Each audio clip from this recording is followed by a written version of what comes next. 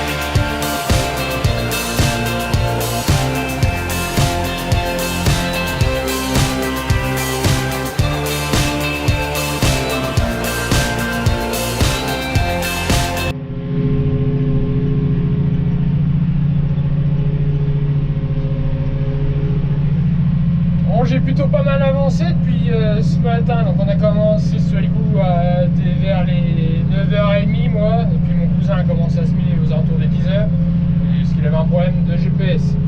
Bon, alors là il est 16h20, donc je vais arrêter quand même une petite heure pour manger le midi. Et alors pour vous donner des données, donc je tourne à 7,3 km/h à 1700 tours. Et j'ai fait pour l'instant 18 hectares 78 pour une moyenne de 4,3. Alors la moyenne 4,3 hectares à l'heure, c'est pas vrai du tout. Parce qu'en plus, je sais pas si vous allez bien voir, mais le champ fait une légère côte comme ça, monte. Et en montant, donc je monte à 7,3, 7 parfois.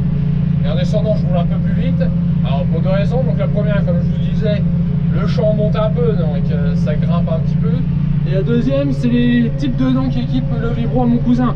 C'est des dents de vibro à double ressort, à double lame. Alors sur mon vibro, j'ai qu'une seule lame.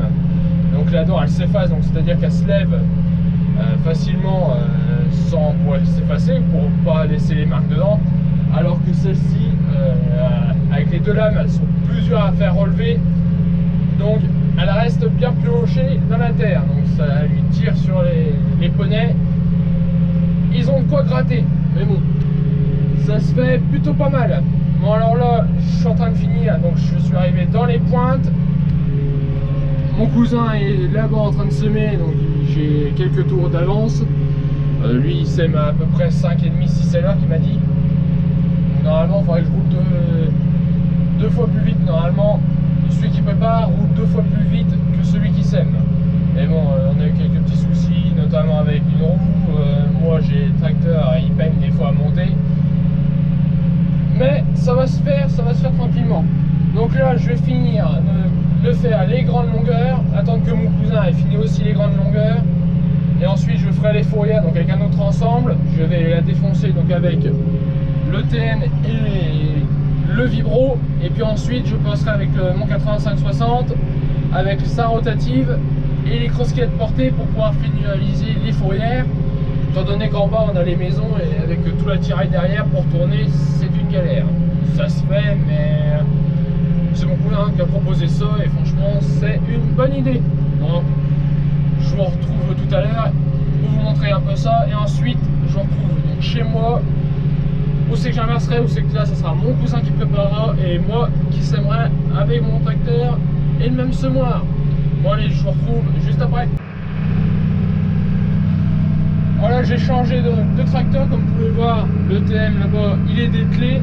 Je suis reparti avec le 85 et comme je vous ai dit tout à l'heure, la rotative, donc 4 mètres, qu'une HR 4004 et les cross-skelettes portées de 4,50 mètres. Bon, ça fait croiser de 25 cm de chaque côté, mais c'est pas bien grave.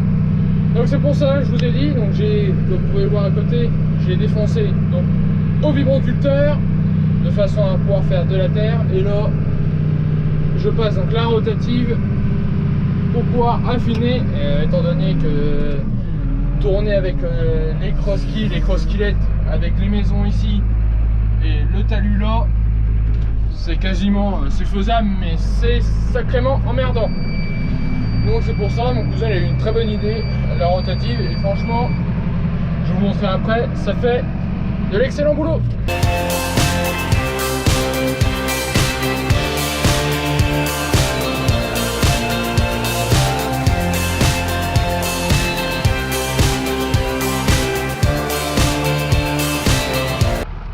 Donc comme vous pouvez le voir, voilà, avant le passage de la rotative et après. Donc là franchement, un gros bloc, les grosses agrégats, les grosses mottes de terre comme ça, elles sont complètement broyées. Et au moins, ça permet d'affiner la terre et de pouvoir ensuite y semer. Bon du coup, moi je vais finir ça et puis je vous retrouve prochainement.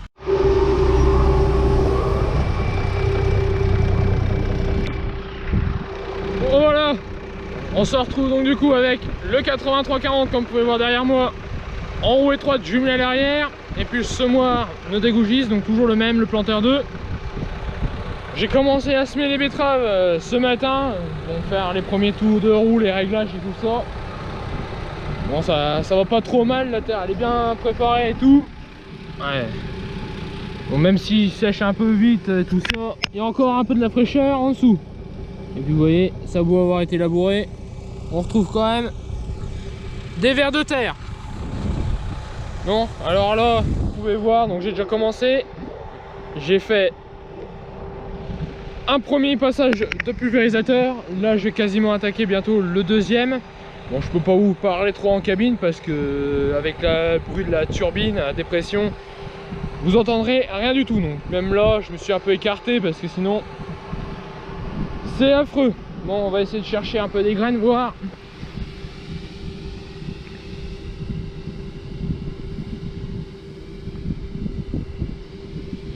Si on en trouve quelques-unes. Voilà, là. Donc, vous pouvez voir le petit point bleu qui est juste ici. Donc la graine de betterave. Donc là, c'est de la variété, c'est de la javelot. Donc normalement, donc dans la parcelle là, qui fait à peu près 9 hectares 28, 9 hectares 30 quoi. Voilà, faut pas dire. Et là au niveau profondeur, je suis à 1,5. Bon, c'est pas trop mal, de toute façon ça sert à rien de les mettre trop creux, surtout dans cette terre ici. Ça serait sur le deuxième site, oui, là je les enterrerais plus profond, je les mettrais à 2 cm et demi pour avoir un maximum de fraîcheur, parce que c'est des terres qui sont assez séchantes. Mais ici, c'est pas le cas. Bon allez, je vais continuer. Je vais vous faire sûrement quelques vues dans les autres champs. Je sais que ça sera beaucoup plus facile pour moi. Et quelques vues en cabine et puis je vous retrouve juste après.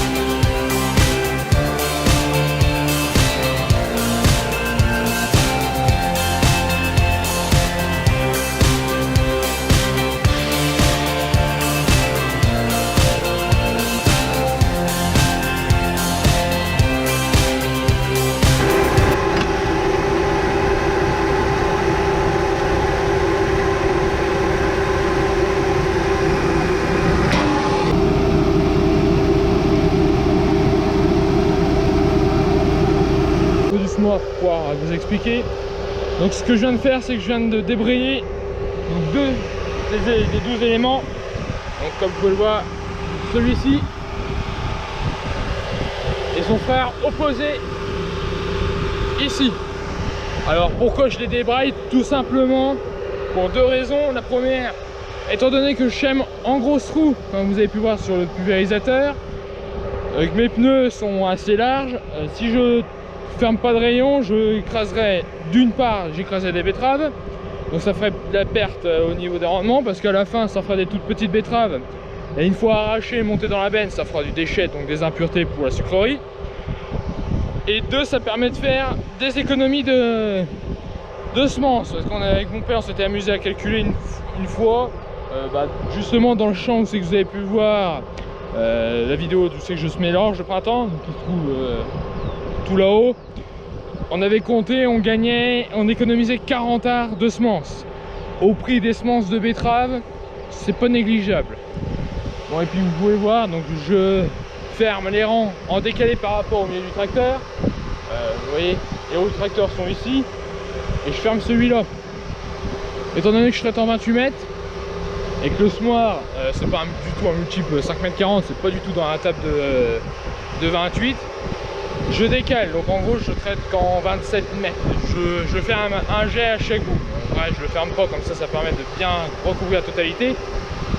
Mais je décale d'un passage. Donc là j'ai décalé contre le champ du voisin par là. Et après je décalerai là pour faire le passage ici. C'est pour ça que je ferme. Il y en a qui ferment pas du tout, ils roulent sur les graines de betterave, mais je trouve ça... c'est chacun sa façon de faire. Mon père a toujours fait comme ça, surtout qu'on fait depuis en grosse roue. Et je continue à faire pareil. Et ça permet de facilement repérer les passages de pulvé. Il n'y a pas besoin de recompter ou... voilà quoi. Bon allez, moi je continue à faire ça, ensuite j'irai dans un autre champ et je vous ferai quelques vues de drone.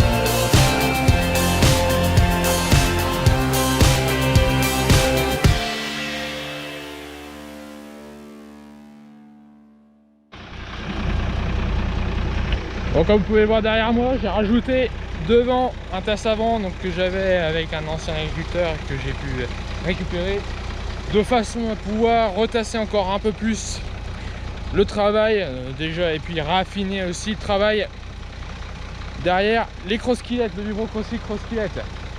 En tout cas, ça fait un joli ensemble comme vous avez pu voir au drone, totalement années 90. Bien, bon, là j'attends mon cousin pour pouvoir commencer à faire la fourrière et puis être débarrassé tranquillement pour pouvoir tourner et pas tout massacrer. Et là je me trouve donc derrière dans la dernière parcelle que j'ai, il me reste bon, un peu plus de 6 hectares parce que j'ai commencé, j'ai fait déjà 28 mètres de large. Je vais attaquer le deuxième passage de tonneau. Donc vous pouvez voir c'est les champs où c'est que j'ai pu labourer avec les 2 charrues que vous avez pu voir dans la vidéo en début d'année que j'avais faite. Donc, vous pouvez voir, donc, franchement, plus fin que ça encore. On pourrait faire, il faudrait rajouter une deuxième cross-killette derrière, mais après ça fait tellement long à tourner que ça ne vaut pas la peine. Bon, moi j'attends mon cousin qui arrive donc avec la rotative pour pouvoir faire au moins cette fourrière là, étant donné que les autres fourrières je vais les faire, mais il faut que je fasse de l'avadex, donc un traitement racinaire pour pouvoir limiter la pression des adventices, surtout que la fourrière à l'autre bout côté maison, elle est pas on va dire elle est pas sale à dire, mais il y a quelques adventices un peu dérangeantes. Donc voilà, bon, je vous ferai quelques vues du traitement demain, parce que je vais faire avec un petit tonneau, j'avais pas grand chose à faire, je ne vais pas prendre mon grand pulvé. Et sur ce, je vous laisse. J'espère que cette vidéo vous aura plu. N'hésitez pas à laisser un commentaire, à la partager, à vous abonner pour me suivre. Et puis moi je vous dis à la prochaine. Allez, salut!